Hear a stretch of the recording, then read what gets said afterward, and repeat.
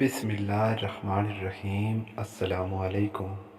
جیسا کہ پچھلی قسط میں ہم نے دیکھا تھا کہ حضرت موسیٰ علیہ السلام نے اپنی قوم کو بچھڑے کی پوجا کرنے سے منع کیا تھا، اور جو ان کے اپنے ساتھی تھے انہیں تورات کی تختیاں لا کے دی تھیں۔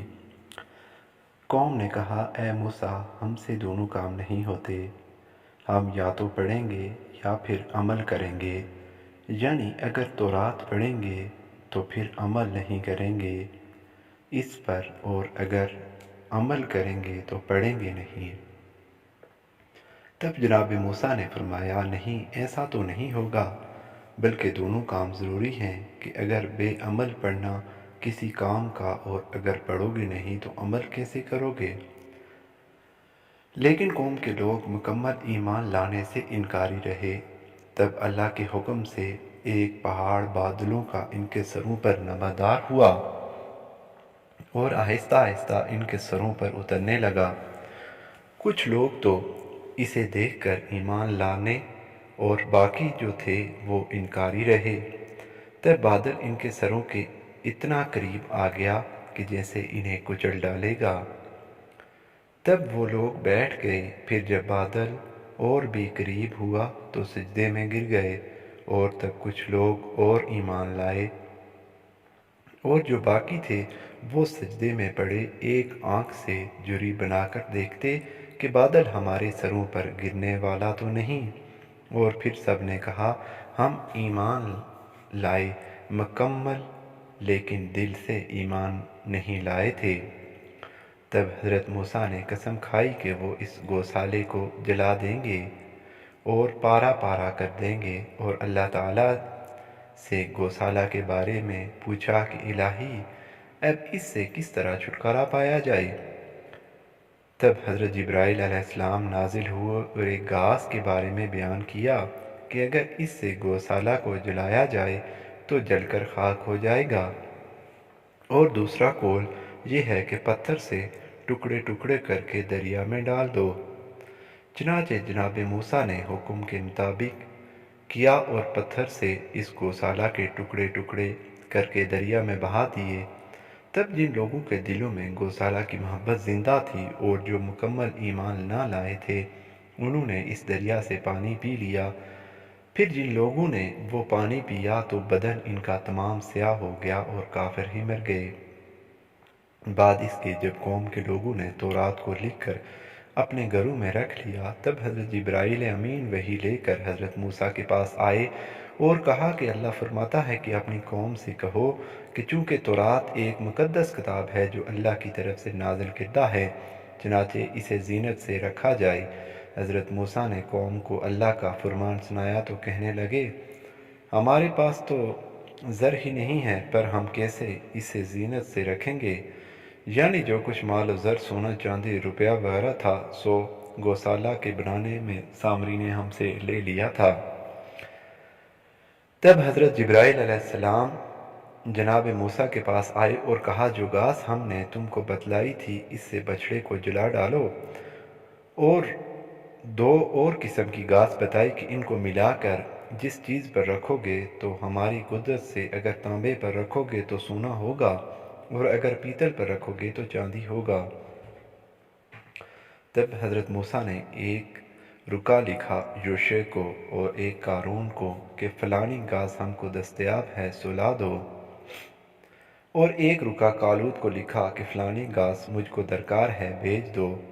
تب تینوں گھاس منگوائیں۔ قارون نے یوشع سے کہا، دیکھو تو تمہارے رکے میں کیا لکھا ہے؟ جب تینوں نے حضرت موسیٰ علیہ السلام کی مطلوبہ گھاس منگوا لی تو قارون نے یوشع سے کہا کہ دیکھو تمہارے رکے میں موسیٰ نے کیا لکھا۔ قارون ہوشیار اور چلاک شخص تھا، اس نے وہ رکا پڑھ لیا اور پھر اسے ہی کالود کے رکے کا مضمون بھی دریافت کر کے ان تینوں گھاس سے کیمیا گری سیکھ لی اور گھاس حضرت موسیٰ علیہ السلام کو لے جا کر دے دی۔ قارون تورات پر ایمان رکھنے والوں میں سے تھا اور تورات کو اچھے سے جانتا تھا، چنانچہ وہ سب دریافت کر کے چپکے سے گھر میں کیمیا بناتا رہا، اور اس طرح اس نے بہت مال و دولت جمع کر لیا جس کا علم سوائے اللہ کو کسی کو نہ تھا۔ جب بہت مال و دولت جمع ہو گیا تو مال کی محبت اس کے دل میں آ گئی۔ مال کی محبت اور بخل سے زکوٰۃ ادا نہ کرتا تھا، نہ صدقہ خیرات کرتا تھا۔ خدا کا حکم ماننے سے انکاری ہوا اور کافر مردود ہو گیا۔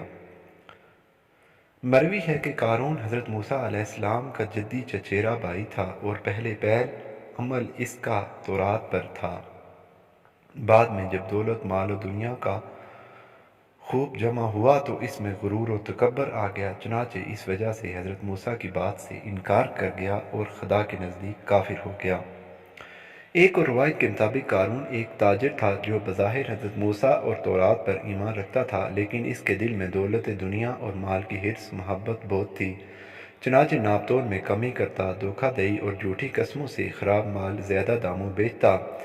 علاوہ اس کے لوگوں کو سود پر مال اور غلہ وغیرہ دیتا اور اس طرح بے حساب مال و دولت اکٹھا کر رکھی تھی۔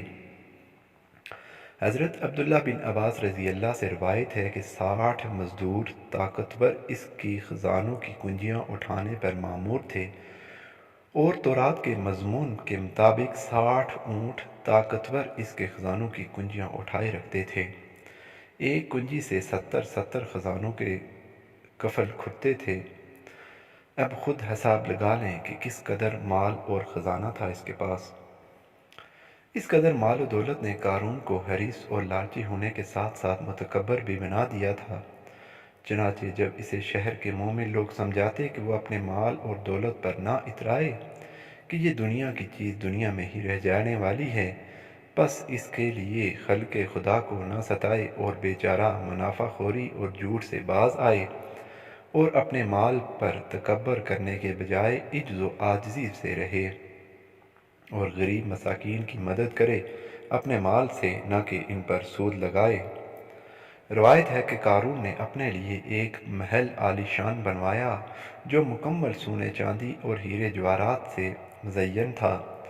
تمام سامان اس میں سونے اور ہیرے موتیوں سے مزین تھا۔ قارون کے محل میں کام کرنے والے نوکر چاکر بھی سونے کی پوشاکیں پہنتے، اور جو لوگ جنہیں دولت و دنیا مرغوب تھی اور وہ دنیاوی لذتوں میں دکھاوے غیرہ کو ہی اصل زندگی سمجھتے تھے، قارون کی چاپلوسیوں میں ہوتے تھے اور اس کے گن گاتے۔ چنانچہ جب قارون کا دل کرتا کہ وہ اپنی دولت اور حشمت کی نمائش کرے تو وہ اپنی بیوی کو لباس فاخرہ زیب تن کرواتا جو سونے چاندی کی تاروں سے بنا ہوا اور جواہرات میں بہت سے لگے ہوتے تھے، اور سر پر ہیرے موتیوں اور جواہرات سے مزین تاج ہوتا، اور خود بھی خوب زیب و زینت کے ساتھ محل سے نکلتا، یہاں تک کہ اس کی سواری بھی سونے اور جواہرات سے سجی ہوتی تھی، اور 100 سوار سونے کی جڑی پوشاکیں زیب تن کیے اس کی سواری کے ساتھ چلتے تھے۔